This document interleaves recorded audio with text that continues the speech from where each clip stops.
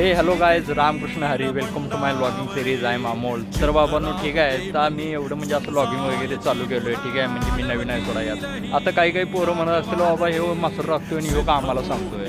ठीक आहे, ह्याला काय मसरात मिळते आणि ह्यो आम्हाला सगळ्या मोठ्या मोठ्या गोष्टी बोलून दाखवतोय, सगळं मोठं मोठं बोलतोय, असं काय तर वाटत असेल तुम्हाला भावानं. तर ठीक आहे भावानं, मसर राखणं काय बिझनेस म्हणजे कमीचा नाही, एवढं लक्षात ठेवा. काय आता मी माझी इन्कम तुम्हाला सांगतो किती आहे भावानं. काय ह्याच्या मागं मला माझ्या म्हशी दिसतात त्या भावानं. माझ्या टोटल माझ्याकडे मोठ्या म्हशी 9 आहेत. काय एक म्हस एक दीड सव्वा लाखाची म्हस आहे भावानं. ठीक आहे, म्हणजे माझे भावानं डेड इन्व्हेस्टमेंट टोटल 9 लाख आहे भावानं, समजून घ्या. काय आणि त्याच्यानंतर मी तुम्हाला माझं डेली प्रॉफिट सांगतो. काय डेली प्रॉफिट सकाळ संध्याकाळचं मी यांचं दूध काढतो भावानं, त्यात मला 2200 ते 2400 रुपये डेली नेट प्रॉफिट मिळते. सगळं यांचा जे भरडा खाद्य वगैरे जे पण आहे ते भावानं भागून. काय शिवाय यांचं जे गोबर शेण आहे ना भावानं, त्याच्यानं मन मला वर्षाला नाही ना म्हणला तर 1.25 लाख 1.5 लाखाचं भावानं त्याच्यात मला फायदा होतो.